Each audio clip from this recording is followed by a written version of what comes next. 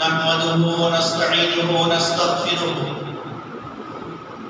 ونعوذ بالله من شرور أنفسنا ومن سيئات أعمالنا من يهده الله فلا مضل له ومن يضلل فلا هادي له وأشهد أن لا إله إلا الله وحده لا شريك له وأشهد أن محمدا عبده ورسوله أرسله بالحق بشيرا ونذيرا وداعيا إلى الله بإذنه سراجا منيرا أما بعد فإن خير الحديث كتاب الله وخير الهدي هدي محمد صلى الله عليه وسلم وشر الأمور محدثاتها وكل محدثة بدعة وكل بدعة ضلالة وكل ضلالة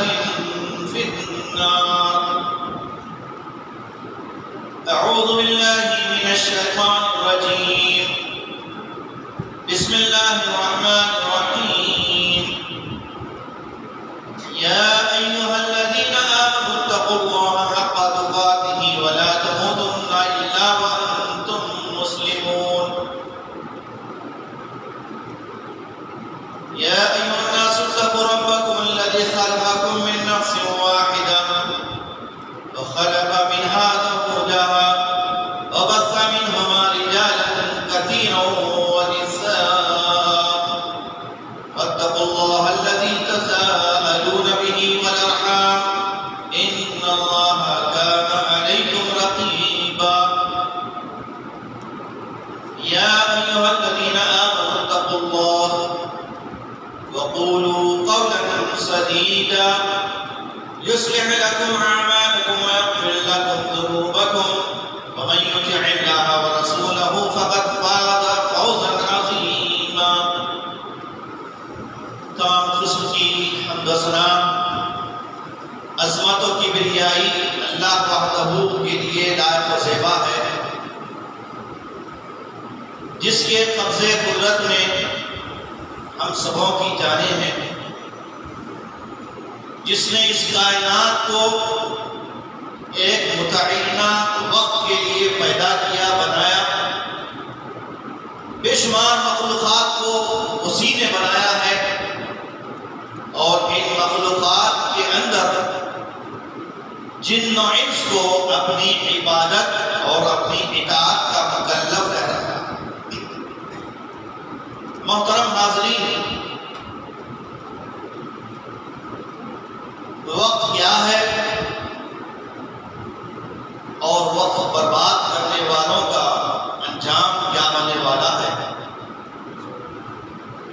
اس موضوع پر قرآن سنت اور آثار سلف کی روشنی میں چند باتیں پیش کی جائے گی. اللہ تبارک و تعالیٰ سے دعا ہے کہ رب العالمین ہمیں اپنی زندگی کے مقصد کو سمجھنے اور قرآن و سنت کے مطابق زندگی گزارنے کی توفیق عطا فرمائے. اعوذ باللہ من الشیطان الرجیم. بسم اللہ الرحمن الرحیم. والعصر ان الانسان لفی خسر الا الذین آمنوا وعملوا الصالحات وتواصوا بالحق وتواصوا بالصبر. قال رسول الله صلى الله تعالى عليه وسلم نعمتان مقبول فيها كثير من الناس الصحة والفراغ. رواه البخاري. وقال رسول الله صلى الله عليه وسلم لا تزال قدم ابن آدم حتى يسأل عن خمس: عن عمره فيما أفناه وعن شبابه فيما أبلاه وعن ماله من أين اكتسبه وفيما أنفقه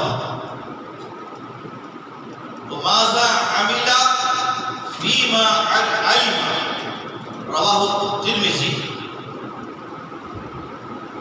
محترم حاضرین، قرآن کی ایک سورت ہے، سورۃ العصر، چھوٹی سی سورت ہے، بڑی مختصر سورت ہے، لیکن بے شمار قسم کے پیغامات، بلکہ پوری زندگی کامیابی اور ناکامی کا خلاصہ اس سورت میں پیش کر دیا گیا ہے۔ یہ سورت کو جب تک ہم نہیں سمجھیں گے وقت کی قدر نہیں جانیں گے، اور وقت کو برباد کرنے سے ہم نہیں بچ سکتے۔ سب سے پہلی بات تو یہ ہے کہ ہم نے وقت کو جانا ہی نہیں۔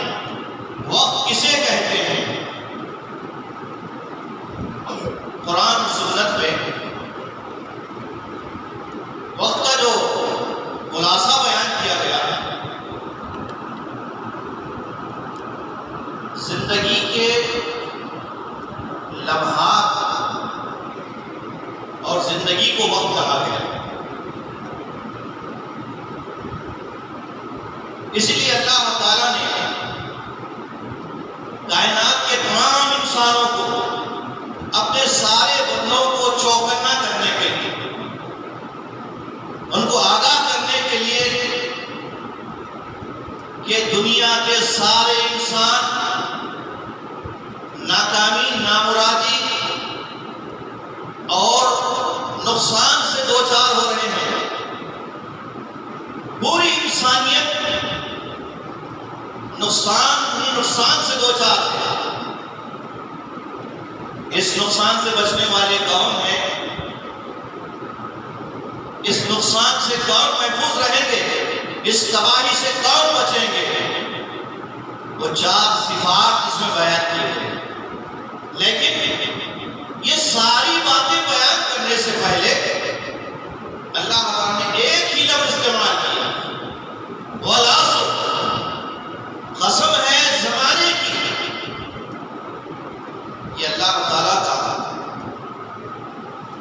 اپنے کلام میں اپنے بندوں کو سمجھانے کے لیے، کسی چیز کی اہمیت بتانے کے لیے، لوگ غفلت میں پڑے ہوئے ہیں، ان کو چوکنا کرنے کے لیے، خواب غفلت میں ہیں، سوئے ہوئے ہیں، زندگی کے مقصد سے غافل ہیں، کس تباہی کی طرف جا رہے ہیں اس کا احساس نہیں ہے، یہ بتانے کے لیے اللہ تعالیٰ نے والعصر کہا، قسم ہے زمانے کی۔ قرآن کریم میں اللہ تعالیٰ نے مختلف چیزوں کی قسم کھائی ہے، کہیں چاند کی قسم، کہیں سورج کی قسم، والشمس وضحاها والقمر اذا تلاها۔ یہ اللہ تعالیٰ جب کسی چیز کی اہمیت کو بتاتا ہے، بتانے سے پہلے یہ صیغہ کے لفظ استعمال کرتا ہے۔ جیسے سورۃ العصر میں اللہ نے فرمایا والعصر، قسم ہے زمانے کی۔ زمانہ کیا ہے؟ جو گزر گیا وہ بھی زمانہ ہے، جو چل رہا ہے حال وہ بھی زمانہ ہے، اور جو آنے والا ہے وہ بھی زمانہ ہے۔ ماضی، حال، مستقبل، پاسٹ، پریزنٹ اینڈ فیوچر، یہ تینوں کو زمانہ کہا گیا، وقت کہا گیا۔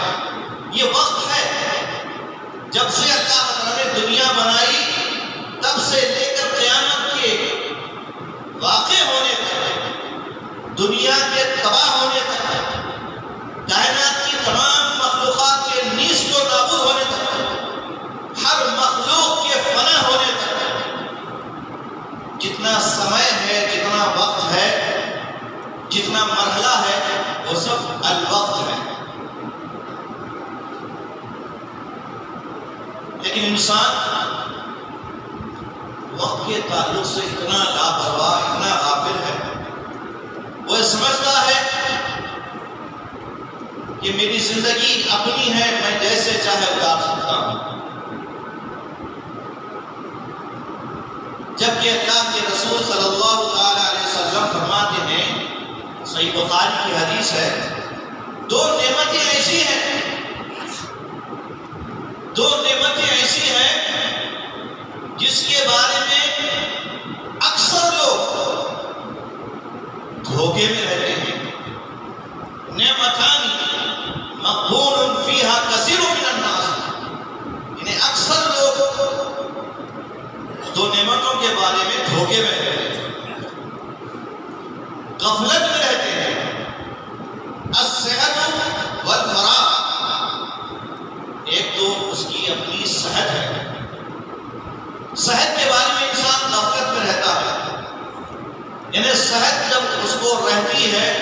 صحت مند ہوتا ہے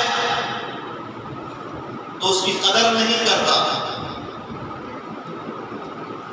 اور فرصت کے لمحات جب خالی رہتا ہے، کچھ بھی کام نہیں رہتا اس کو، یا اس کے پاس کوئی بھی پلان نہیں ہے، کام نہیں ہے، تو اس فرصت کے لمحات کا بھی غلط استعمال کرتا ہے۔ یہ صحت اللہ کی نعمت ہے، وقت بھی نعمت ہے۔ ایک ایک لمحے کے بارے میں قیامت کے دن سوال ہوگا، فلاں وقت فلاں ٹائم تم نے کیا کیا؟ کوئی اچھے کام میں تمہارا وقت گزرا یا برے کام میں گزرا؟ اچھی سوچ میں گزرا یا بری سوچ میں گزرا؟ اللہ کی فرمانبرداری میں گزرا یا اللہ کی نافرمانی میں گزرا؟ تو انسان کو اپنا وقت دیکھنا چاہیے۔ اور قیامت کے دن تو حال یہ ہوگا کہ جنت میں کوئی نہیں جا سکتا جب تک کہ 5 سوالات اس سے نہ کر لیے جائیں۔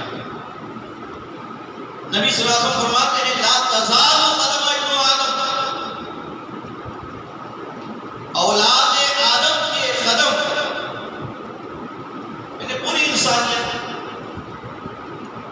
پورے انسانوں کے قدم آگے نہیں بڑھ سکتے، جنت میں جا نہیں سکتے، کامیابی پا نہیں سکتے،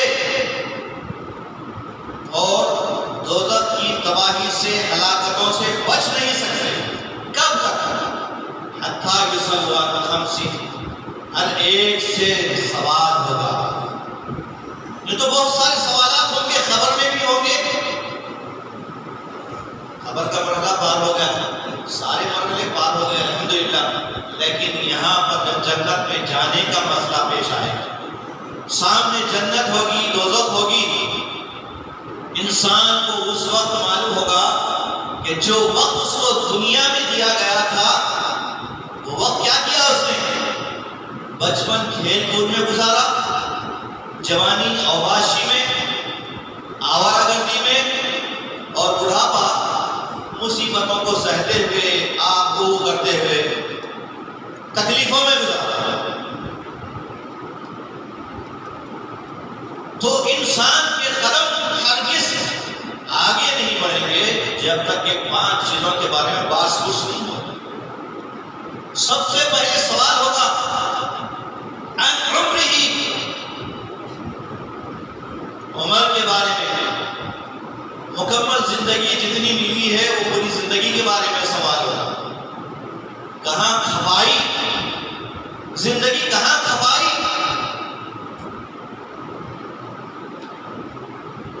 یہ سوال کا جواب انسان جب اپنے اعمال سے، اعمال صالحہ سے دنیا میں دے دے گا تو اس کا یہ پہلا مرحلہ پاس ہوگا۔ حالانکہ اس کی عمر میں جوانی بھی آ گئی، بڑھاپا بھی آ گیا، لیکن ایک جنرل سوال کیا گیا عمر کے بارے میں، اس کی جتنی لائف تھی، جتنی عمر تھی، اس کے بارے میں پوچھا جائے گا۔ کہاں کھپائی عمر تو نے؟ پھر دوسرا سوال ہوگا عن شبابی،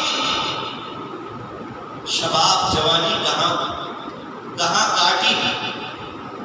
جوانی بھی عمر بھی کے اندر ہے، لیکن خاص طور سے جو دوسرا سوال ہے جوانی کے بارے میں کیوں کیا گیا؟ کیونکہ انسان اکثر جوانی میں ہی بھٹکتا ہے، جوانی کے جوش میں آ کر زندگی کے مقصد کو فراموش کر دیتا ہے، اور اپنی زندگی کے قیمتی لمحات کو عیش و آرام میں، شوقوں میں اور برائیوں میں گزارتا ہے۔ اس لیے جوانی کا سوال ہوتا ہے کہ تو نے اپنی جوانی کہاں کھپائی؟ ان شبابی، اگر جوانی نیک کاموں میں گزری ہے، اللہ کی فرمانبرداری میں گزری ہے، تو ایسے نوجوانوں کے لیے الحمدللہ قیامت کے دن صحیح حدیث ہے، بخاری مسلم، اللہ کے نبی صلی اللہ علیہ وسلم فرماتے ہیں سبعۃ یظلھم اللہ یوم لا ظل الا ظلہ، 7 قسم کے خوش نصیب لوگ ہوں گے. صرف 7 لوگ نہیں ہیں، 7 کیٹیگریز کے الگ الگ لوگ ہوں گے. جس دن اللہ کے سائے کے سوا کوئی اور سایہ نہیں ہوگا، کوئی اور شیڈو نہیں ہوگا. اس موقع پر جبکہ اللہ کے نبی فرماتے ہیں گرمی کی تپش اتنی ہوگی، انسان گناہوں کی وجہ سے وہ گناہوں کا پسینہ ہوگا. ان گناہوں کا پسینے میں کوئی اپنے گھٹنوں کے برابر پسینے میں ڈوبا ہوا ہوگا. یہ بارش کا پانی نہیں رہے گا، اس کے سارے زندگی میں کیے ہوئے گناہوں کا پسینہ رہے گا. کوئی گھٹنے کے برابر ڈوبا ہوا رہے گا، کوئی کمر کے برابر، کوئی سینے کے برابر، کوئی سرکابہ پسینے میں ڈوب جائے گا. ایسے موقع پر اللہ کے نبی فرماتے ہیں صرف عرش الہی کا سایہ ہوگا، کوئی اور سایہ نہیں. یوم لا ظل الا ظلہ، جس میں 7 قسم کے جو لوگ ہوں گے اس میں سے ایک خوش نصیب طبقہ کیٹیگری جو ہوگی وہ نوجوانوں کی ہوگی. رجل شاب نشا فی عبادت اللہ، ایسے نوجوان جن کی پوری جوانی اللہ کی عبادت میں گزری. کیا خوش نصیب ہے وہ نوجوان جو ہر لمحہ سوچتے ہیں کہ میری یہ جوانی اللہ کی فرمانبرداری میں گزری. اسلاف کی زندگیوں کا مطالعہ کیجیے، کیسے تھے ہمارے نوجوان، ہمارے اسلاف. محمد بن قاسم ہندوستان میں آنے والے سب سے پہلے 17 سال کے اس نوجوان نے ہندوستان کی کایا پلٹ دی. یہاں کے رہنے والے باشندوں کو توحید سے جو ناشنا تھے دعوت توحید دی. اور اس سے پہلے جائیے آپ، جب توحید کی صدا بلند ہوئی غار حرا سے، اللہ کے نبی صلی اللہ علیہ وسلم نے پہلے توحید کی دعوت دی. قولوا لا الہ الا اللہ، اے لوگوں بس اتنا کہو لا الہ الا اللہ تفلحوا، تم کامیاب ہو جاؤ گے. سننے والوں میں کئی لوگ تھے.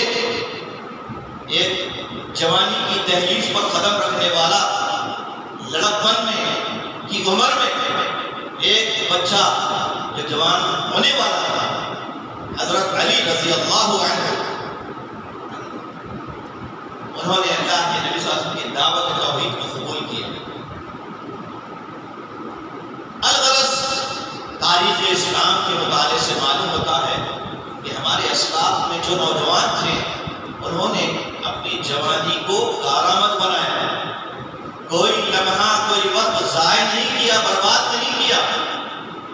تو جوانوں کے بارے میں، جوانی کے بارے میں سوال ہوگا کہ جوانی کیسے گزاری. سارے نوجوانوں سے یہ اللہ کے نبی صلی اللہ علیہ وسلم کی حدیث، یہ پیغام، یہ دعوت فکر دے رہی ہے کہ جوانوں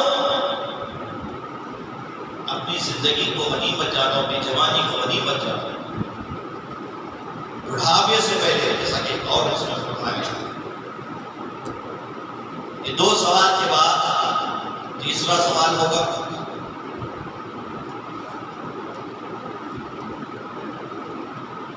کہ اس کے مال کے بارے میں. مال کو تو نے کیسے حاصل کیا، بڑا اہم سوال ہے. اور اس حدیث میں جو 5 سوالات ہیں، 5 سوالات میں سے 2 سوال تو صرف مال کے بارے میں ہیں. کیوں؟ اس لیے کہ مال بہت ہی بڑا فتنہ ہے. انما اموالکم و اولادکم فتنہ، تمہارے مال، تمہارے آل اولاد تمہارے لیے آزمائش ہے، ایگزام ہے، تمہارے لیے فتنہ ہے. تو مال کے بارے میں سوال ہوگا کہ کہاں کمائیں، کیسے کمائیں.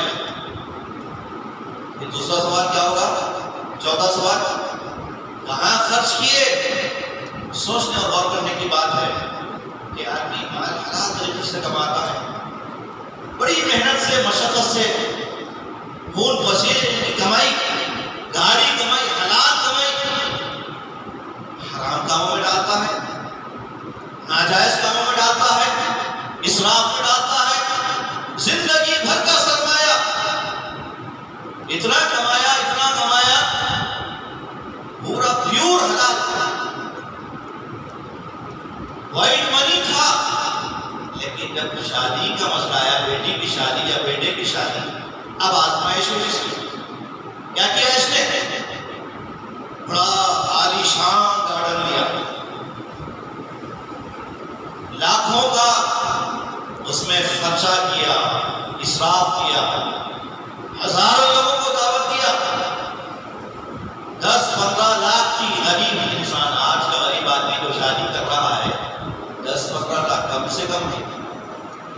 اب بڑے لوگ تو خوشی میں، ان کے پاس مال تو مائل ہے، کچھ بھی نہیں، تو کتنا مال کمایا یہ بھی سوال ہوگا، کیسے کمایا اور کہاں خرچ کیا؟ ہو سکتا ہے کہ آدمی حلال طریقے سے کمایا ہو اور حرام طریقے میں خرچ کیا ہو، وہاں پکڑا جائے گا۔ لا تزال قدم ابن آدم، اس لیے صرف کما لینا ہی نہیں ہے، صحیح طریقے سے کمانا ہے، حلال کمانا ہے، حلال بھی کھانا ہے اور حلال جائز کاموں میں خرچ کرنا ہے۔ کھلوا من الطیبات واعملوا صالحا، سارے پیغمبروں سے اللہ نے کہا، اے پیغمبروں کی جماعت، اے انبیاء، کلوا من الطیبات، تم لوگ پاکیزہ کھاؤ، حلال کھاؤ اور نیک اعمال کرو۔ یہ 4 سوالات کے بعد ایک 5واں سوال ہوگا، آخری سوال جو قیامت کے دن بندوں سے کیا جائے گا، جو کچھ تم نے دین کا علم سیکھا اس پہ کہاں تک عمل کیا؟ اب آدمی بولے گا بھائی میں کچھ بھی نہیں سیکھا، میرے کو معلوم نہیں تھا، تو یہ جواب نہیں ہوگا۔ سب کچھ معلوم کر تھا اسے، صرف دین معلوم نہیں تھا، خاندانی مسلمان تھا، سب کچھ سیکھا، کاروبار کیسے کرنا سیکھا، کمانا کیسے سیکھا، گھر کیسے بنانا سیکھا، بچوں کو کیسے اعلیٰ تعلیم دینا، سب سیکھا، لیکن نہ خود کو بچایا جہنم کی آگ سے، نہ اولاد کو بچایا۔ زندگی بھر کا سرمایہ کہاں گیا اس کا؟ ٹوٹل لاس ہی لاس۔ ایسے لوگوں کے بارے میں سورہ کہف میں اللہ تعالیٰ نے کیا فرمایا؟ قُلْ هَلْ نُنَبِّئُكُم بِالْأَخْسَرِينَ أَعْمَالًا، اے اللہ کے نبی صلی اللہ علیہ وسلم آپ لوگوں سے پوچھئے، کیا میں تم کو ایسے لوگوں کے بارے میں خبردار نہ کروں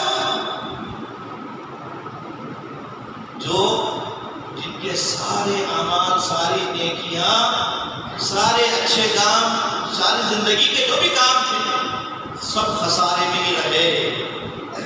وَالْعَصْرِ إِنَّ الْإِنسَانَ لَفِي خُسْرٍ، صرف خسارے میں، نقصان میں ہی رہے۔ کون سے لوگ ہیں وہ؟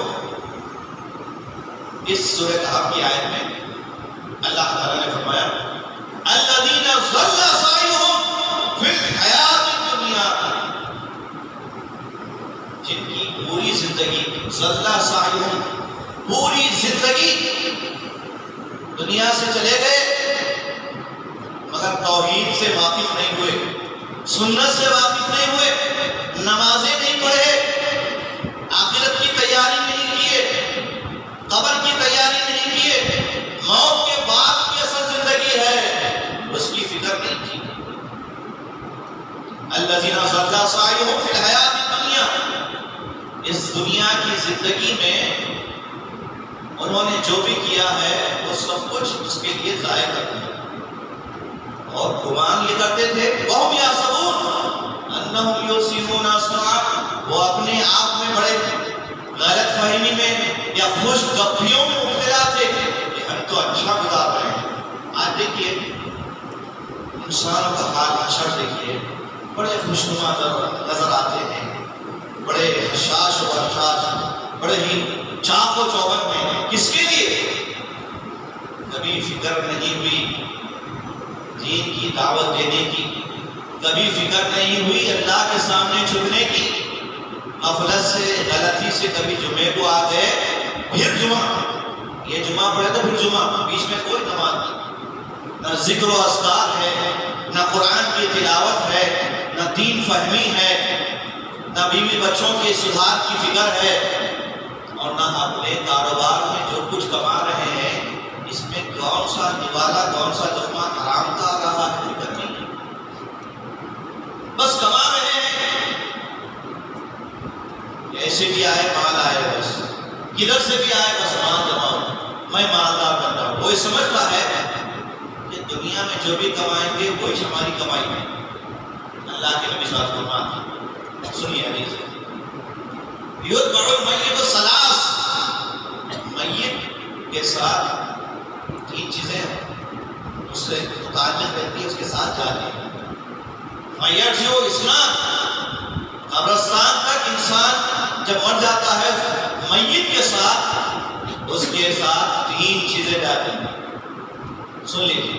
نمبر ایک، اس کے اہل و عیال، اس کے رشتہ دار، دوست و احباب، اڑوس پڑوس محلے کے لوگ قبرستان تک جاتے ہیں دفنانے کے لیے، واپس آ جاتے ہیں، وہیں نہیں پڑتے۔ بیٹا ہے قبر پہ نہیں پڑ جاتا، باپ کو دفن کیا ہے واپس ہو جاتا ہے، باپ ہے بیٹے کو دفن کیا ہے واپس ہو جاتا ہے، تو رشتہ داریاں سب واپس ہو۔ دوسرا، جو کچھ کمایا تھا مرنے کے بعد سب تقسیم ہو گیا، سب تقسیم ہو گیا، وراثت میں بڑھ گیا، مال بھی ختم ہو گیا، اب رہا کیا انسان کا؟ ایک چیز جاتی ہے، دو چیزیں واپس جاتی ہیں۔ کیا جاتی ہے؟ اس کا عمل، کیا عمل کیا تھا، عمل کیا ہے؟ صرف اتنا کافی نہیں کہ ہم جو ہے ایمان والے ہیں، توحید والے ہیں، کلمے والے ہیں، مسلم ہیں، نجات پا جائیں گے، اور بعض تو یہ سمجھ رہے ہیں ہم تو دامن ہے میرے ہاتھ میں پیرانے پیر کا، بچا لیں گے ہم کو۔ ایسی گمراہیاں ہیں آج مسلمانوں، اللہ سب کو توفیق دے۔ تو صرف اس کے ساتھ اس کا عمل جاتا ہے۔ بات یہ نکلی کہ انسان کو اپنے عقیدے کے ساتھ اپنا عمل اچھا کرنا ہے، اس لیے قرآن میں جہاں پر بھی ایمان کا، توحید کا ذکر آیا ہے، والذین آمنوا وعملوا الصالحات، جو نیک اعمال کیے، جو ایمان لائے، نیک اعمال کیے۔ اور سورہ عصر میں بھی وہی بات، والعصر ان الانسان لفی خسر، قسم زمانے کے سارے انسان ٹوٹلی گھاٹے میں ہیں، نقصان میں ہیں، الا الذین آمنوا، اس نقصان سے، تباہی سے، کون سا نقصان ہے؟ کون سا نقصان ہے؟ آج ہلاکتیں ہوئی ہیں، ترکی میں زلزلہ آیا، کروڑ پتی، لاکھ پتی، ارب پتی لوگ سیکنڈوں میں ایسے ہو گئے، فقیر پتی لوگ جو بڑی بڑی بلڈنگوں کے مالک تھے، 3-3 4-4 بڑے بڑے بلڈنگاں تھے، لیکن زلزلہ کچھ سیکنڈ میں آیا، 30-40 سیکنڈ پہلے کروڑ پتی تھے، 40 سیکنڈ کے بعد 3 روٹیوں کے محتاج ہو گئے، 3 وقت کی روٹی کے محتاج۔ انسان کیا لے کر جائے گا؟ کیا لے کر جائے گا انسان؟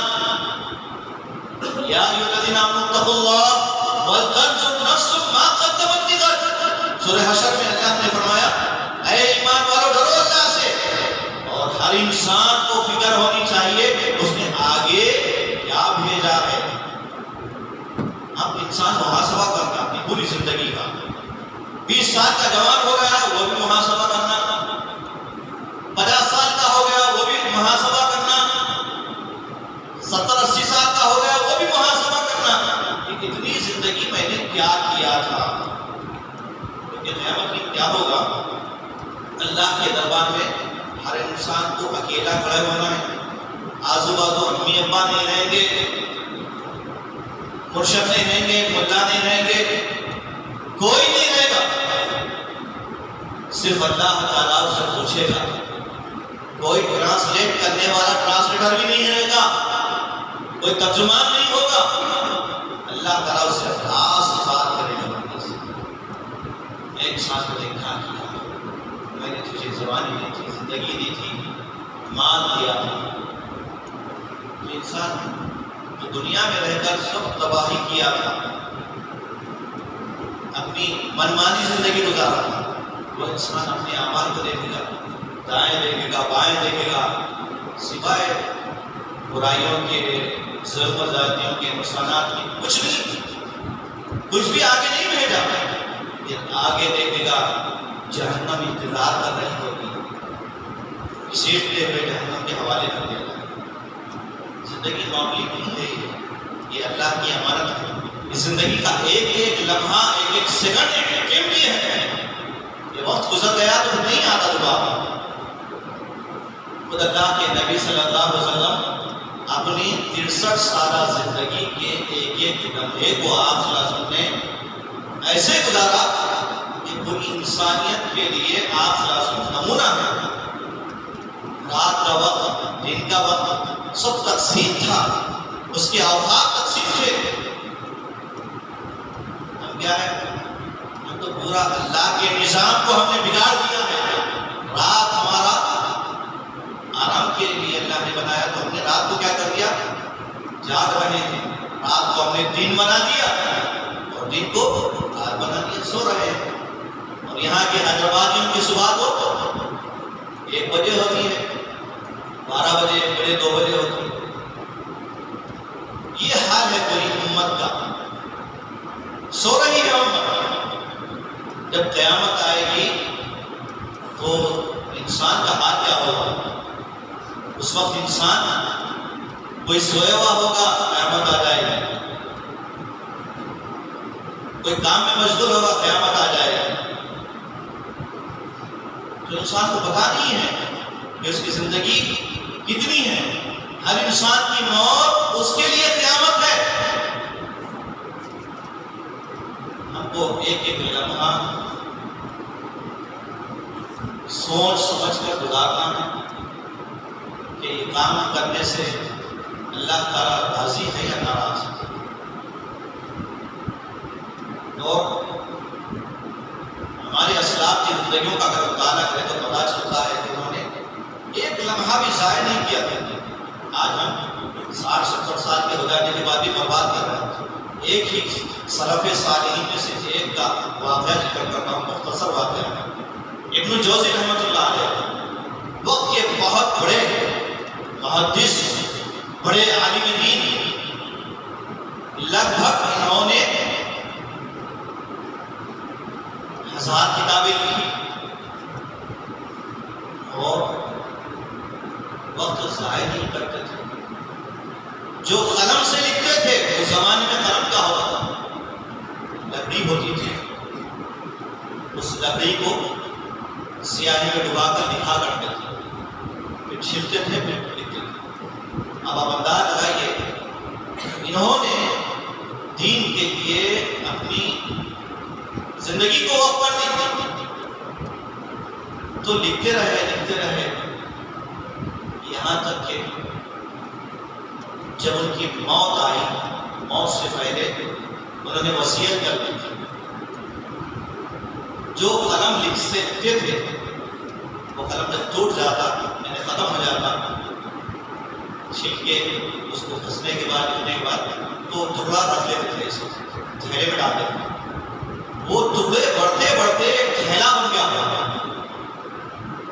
اور اسی قلم کے ٹکڑوں سے ان کے غسل کا پانی گرم کیا گیا۔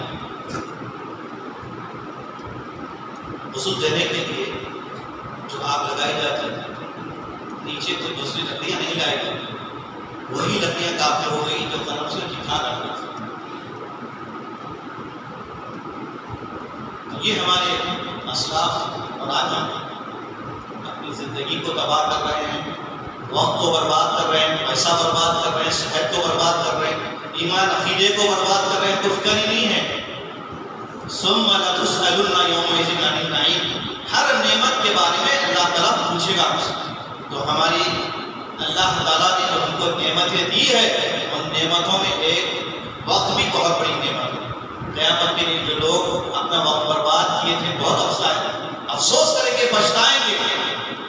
جنہوں نے پوری جوانی دوستوں کے ساتھ گزاری، کیسے آوارہ، بےہودہ، بے دین، ملحد، مشرک ایسے دوستوں کے ساتھ اپنا وقت لگایا، اپنی زندگی برباد کر دی، تو افسوس کے مارے کہیں گے، قرآن میں ہے کہ وہ کہیں گے کاش کہ میں اس کو دوست نہ بنایا ہوتا، اللہ کے نبی کو اپنا رسول مانا ہوتا، ان کے طریقے پر چلا ہوتا تو کامیاب ہے۔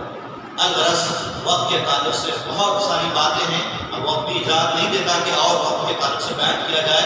میں اسی پر اپنی بات ختم کرتے ہوئے اللہ تعالیٰ سے دعا کرتا ہوں کہ رب العالمین ہمیں صحیح معنی میں وقت کی قدر کرنے کی توفیق عطا فرمائے، ہر قسم کی تباہی سے، نقصان سے، دنیا اور آخرت کے گھاٹے سے ہم سب کو محفوظ رکھے، اور اللہ تعالیٰ کی مرتے دم تک عبادت کرنے اور اس کے رسول صلی اللہ علیہ وسلم کی پیروی کرنے کی توفیق عطا فرمائے۔ ہم سب کا خاتمہ خیر اور ایمان پر ہو، آمین۔ وآخر دعوانا ان الحمدللہ رب العالمین۔